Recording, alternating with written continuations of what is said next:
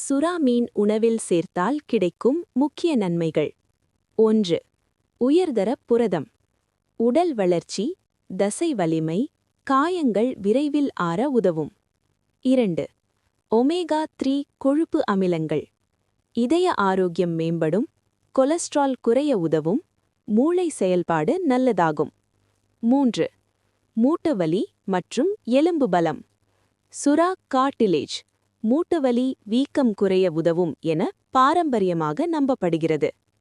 4. நோயெதிர்ப்பு சக்தி. சுறா மீன் எண்ணெய் நோயெதிர்ப்பு சக்தியை அதிகரிக்க உதவும். 5.